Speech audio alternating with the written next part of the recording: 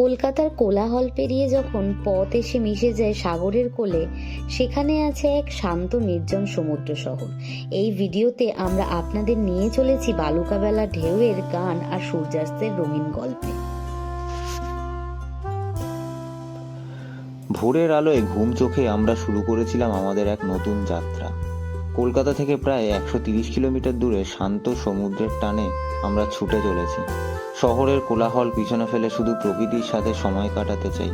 সেই কারণেই আমরা বাইক নিয়ে বেরিয়ে পড়েছিলাম কলকাতা থেকে এত দূর এক নির্জন সমুদ্রের সন্ধানে। জায়গাটা হচ্ছে বকখালি।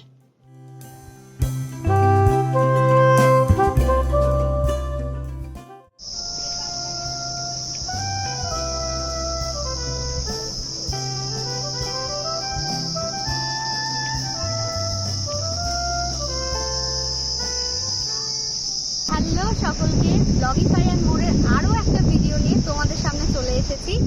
জানি অনেকটা দিন পর তোমাদের সামনে আবার একটা ভিডিও আনতে পেরেছি। ওই সীমাবদ্ধ একটা জীবন, একটা গণ্ডির মধ্যে আমরা জীবনযাপন করি। কাজ, অফিস, ব্যস্ততা সমস্ত কিছু মিলিয়ে হয়ে ওঠা হয়নি। আবার আমরা বেরিয়ে পড়েছি নতুন কিছু কি বলবো স্বাদ পাওয়ার জন্য বলতে পারো। তো আমরা এসেছি বকখালি। তো এখন আছি হেনরি আইল্যান্ডে। তো একটু দেখিয়ে দাও হেনরি আইল্যান্ডের বিচটা।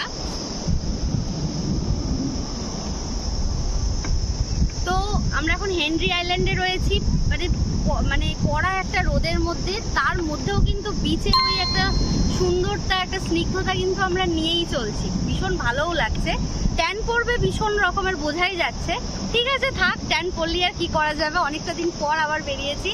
তো আমরা থাকবো হচ্ছে ফ্রেজারগঞ্জে। তো সেখানে যাওয়ার আগে আমরা হেনরি আইল্যান্ডে একটু ঘুরে নিতে চাইছিলাম। তো ঘুরেও নিলাম।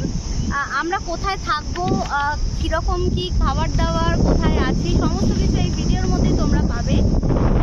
তো অবশ্যই ভিডিওটা স্কিপ না করে কিন্তু দেখতে থাকো। এখানে প্রচন্ড হাওয়াও চলছে আর মনোরম দৃশ্য। সকালবেলা এখন বাজে প্রায় কটা? 11টা বাজে। আমরা আজকে বেরিয়ে পড়েছি 7ই জুন। একদম সুন্দর একটা সকাল 7:30 নাগাদ আমরা রওনা দিয়েছিলাম, একদম বাইক নিয়ে বেরিয়ে পড়েছি। তো বেশ ভালো ওয়েদার, ভীষণই ভালো ছিল আজকে। বেশ একটা মনোরম ওয়েদারের মধ্যে। আর হেনরি আইল্যান্ডটা বেশ সুন্দর, বেশ লোকজন আছে, নিস্তব্ধতাও আছে, অল্প কিছু লোকজনও আছে। আর তার সাথে আছে তো সমুদ্রের সুন্দর একটা কি বলবো স্নিগ্ধতা। তো তোমরাও দেখো এই ভিডিওটা কেমন লাগবে অবশ্যই জানিও। আর চলো এইভাবেই শুরু করতে থাকি আজকের দিনটা। আর এরপরে আমরা কি কি করি সেগুলো তোমাদের সাথে অবশ্যই শেয়ার করব। তো চলো। প্রায় 1 বছর পর ভিডিও দিচ্ছি, তোমাদের সাপোর্ট, ভালোবাসা কিন্তু আবারও চাই। একদম, তোমরা যেভাবে আমাদেরকে সাপোর্ট করে গেছো, যেভাবে ভালোবেসে গেছো, একটু একটু করে বড় হতে চাই আমরা। তো তোমরা আমাদের সাথে থাকলে অবশ্যই বড় হতে পারবো এই আশা রাখি। তো তোমাদের সাপোর্ট সত্যি অনেকটা দরকার।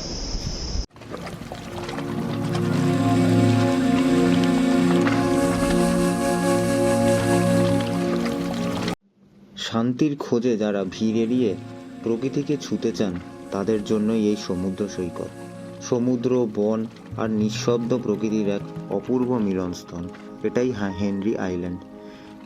এই হেনরি আইল্যান্ডের বিচটা কিন্তু সম্পূর্ণ অন্যরকম। অন্যান্য সাধারণ বিচের মতো নয়। আছে সম্পূর্ণ নিস্তব্ধতা, নির্জনতা, প্রকৃতির সাথে হারিয়ে যাওয়া। এখানে মানুষের আনাগোনাও কিন্তু খুবই কম।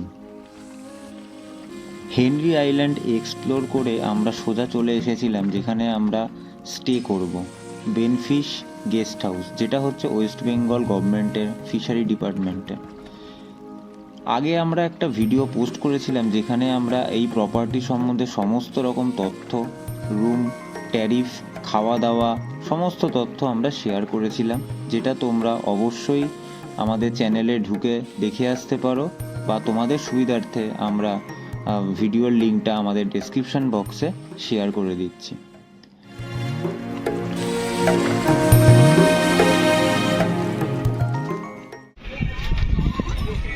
তো আমরা এসে পৌঁছে গেছি কার্গিল ব্রিজে। আমরা লাঞ্চটা করে একটুখানি রেস্ট নিয়ে এসে গেছি কার্গিল ব্রিজে। এখন প্রায় বাজে বিকেল 5টা।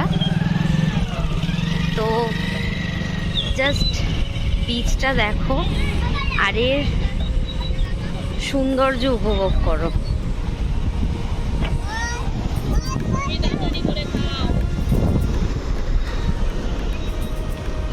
যতদূর শুধু চোখ যাবে ততদূর শুধু নিস্তব্ধতা আর সমুদ্রের স্রোতের আওয়াজ।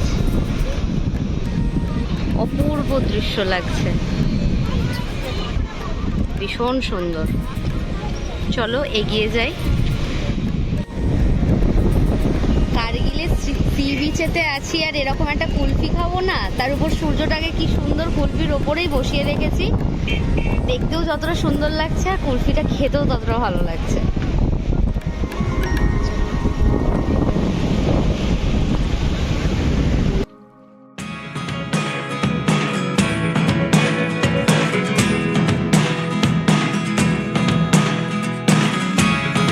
Never really know what's going on. Look at me sometimes like all you want to do is run.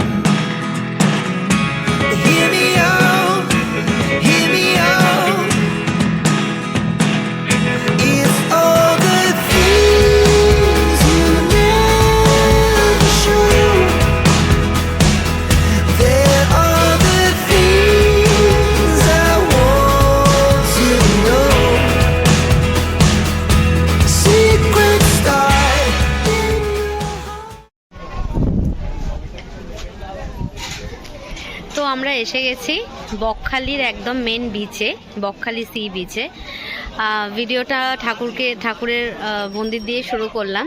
দেখো দুপাশে একদম সুন্দর মার্কেট যেটা আছে বকখালির, সেটা রয়েছে। আর আমরা এগিয়ে যাচ্ছি বকখালি সি বিচের দিকে। বছরে একবার করে আসি বকখালি। কানুদা একটু হাই করে দাও। বকখালিতে এসে আমার খুবই ভালো লাগছে। আমি এই নিয়ে আবারও এবছর এসেছি। তোমার কততম আশা হলো সেটা বলো। এটা অনগিনার 15-20 বার তো হবেই এসেছি। জানুয়ারিতে পর এবারে আবার এলাম। চলো মানে কানুদা সানি, গাড়ি কিনিয়ে না এখানে নামিয়ে দিই। কানুদা সানি ভালো ব্যবসা। এদের ফ্রেন্ড সার্কেলটা এতবার এখানে এসেছে এটা গুণে বলা যাবে না। তো সন্ধে নেমে এসেছে, দুপাশারই একদম সুন্দর রাস্তা, মানে দোকান আছে, বড় রাস্তা, আবার বাচ্চারা কি সুন্দর গাড়ি করে ঘোরাফেরা করছে। আমাদের জন্য এরকম যদি অপশান থাকতো তাহলে তো হাঁটতে হতো না, কষ্ট করতে হতো না। তো যাই হোক, এই সন্ধ্যার যে ভিউটা সেটা তোমাদের সাথে শেয়ার করি আর আমরা নিজেরাও একটু এনজয় করি। আর কি কেনাকাটা করব ইচ্ছে তো আছে, দেখা যাক কি করা যায়। চলো সমুদ্রের দিকে যাওয়া যাক। তো এখন আমরা আছি বকখালি। একদম এমসি বিচে। এসে যা পরিস্থিতি দেখলাম, কোনো খাড়ি দিয়ে জল ঢুকেছে, হাফ জল, তারপর আবার পুরো বিচ, অনেক দূরে আবার সমুদ্র। যাই হোক, আর বেশি রিস্ক নেইনি ওদিকে যাওয়ার, চিন্তা ভাবনাও করিনি, কেউ যাচ্ছেও না। মানে একটু সাইড আর পেছন সাইডটা একটু দেখিয়ে দাও। এখানে দেখা যাবে অবশ্যই কিছু দেখাও যাবে না। এখানে সব চেয়ার পাতা রয়েছে, আমরাও চেয়ার অকুপাই করে বসে পড়েছি। হ্যাঁ এই যে, আর প্রচুর দোকান আর প্রচুর চেয়ার পাতা রয়েছে। ঘন্টায় 20 টাকা করে। এখানে চেয়ার নিয়ে তোমরা বসতে পারো, হ্যাঁ কেমনটা চূড়া ঝাল দিয়ে একদম রিল্যাক্সে বসতে পারো, একদম সমুদ্রের হাওয়া নিতে পারো। একদম মানে কি বলবো, সমুদ্রের যেটা মিষ্টি হাওয়া উপভোগ করার জন্য এই চেয়ারে বসতেই হবে। ঘন্টায় 20 টাকা দিয়ে ব্যাস। এরপর মাছ ভাজা, এরপর মাছ ভাজা আছে। মাছ ভাজা খেতে খেতে এই মনোরম দৃশ্য উপভোগ করো, ব্যাস শেষ বকখালির বিচ। আড্ডা চালাতে চালাতে কিন্তু তার সাথে মুখটাও সমান তালে চালাতে লাগে। আর বিচের ধারে বসে থাকা, তার সাথে আড্ডা আর তার সাথে মাছ ভাজা এক দারুণ কম্বিনেশন। তো আমরা সেখানেই চলে এসেছিলাম মাছ ভাজা নিতে, কোন মাছটা নেব কি না। এটা 14 করে, ওটা 3টে বেশি, 14টাই সাইজটা বড়। কোনটা সাইজ করে? এটা অঞ্জনা বিশ্বাস, অঞ্জনা বিশ্বাস এই যে 220। আমুলি আমি কেটে দিয়েছি। সে আছে নাই আছে। তো আমরা আবার লজে এসে গেছি। তো হোটেলে আসার পর সি বিচ থেকে মানে আমরা গেছিলাম কোথায় জানো? বকখালি সি বিচ থেকে চলে আসলাম। এখন প্রায় মোটামুটি 10:30 নাগাদ বাজে।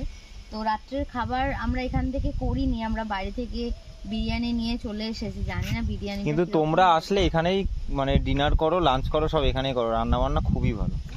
একদমই, কারণ আমরা অলরেডি চিকেন নিয়ে রেখেছি। চিকেন কষা যেটা ভীষণ টেস্টি হয়েছে, আমরা টেস্টও করেছি, কালারও খুব ভালো। এখানে দুপুরের খাওয়া দাওয়াটা আমরা দেখাতে পারিনি, প্রচণ্ড মানে টায়ার্ড ছিলাম, তার জন্য। দুপুরে তো ভীষণই ভালো খাওয়া দাওয়া ছিল।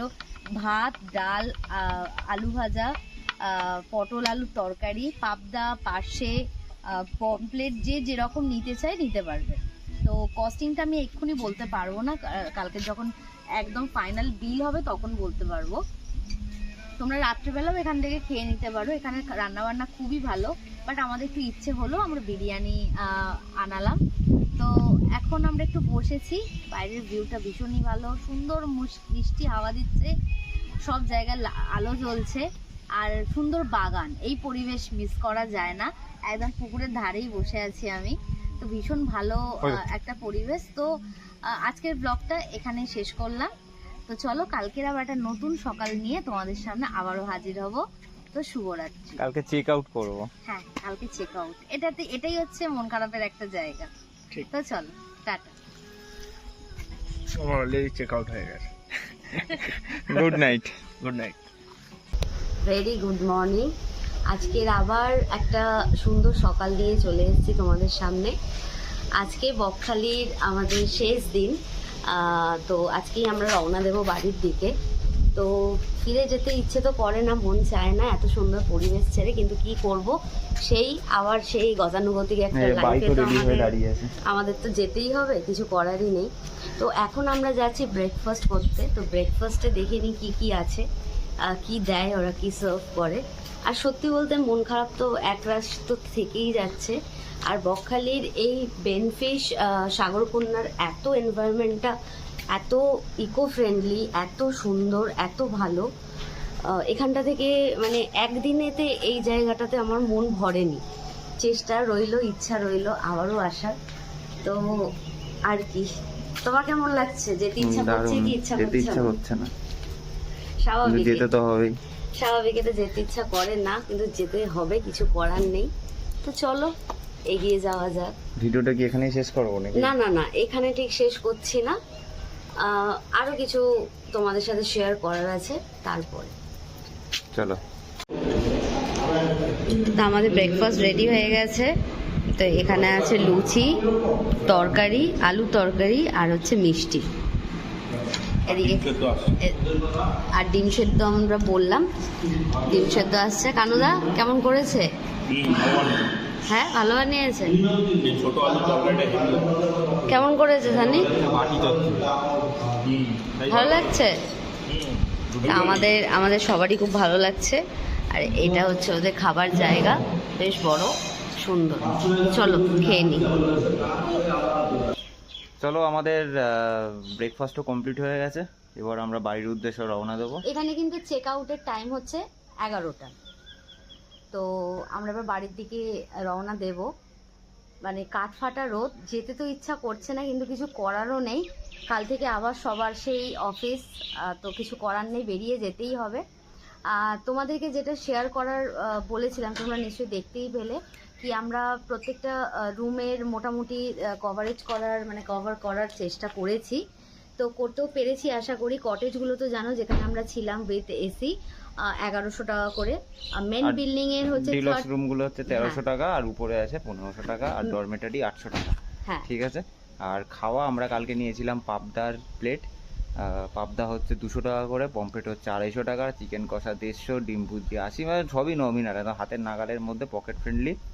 তো তোমরা একদম হাইলি রিকমেন্ডেড, আসলে তোমরা এখানেই আসতেই পারো, আর খুবই ভালো লাগবে। আর ভেতরটা এত সাজানো গোছানো, তোমাদের দিন এখানেই কেটে যাবে।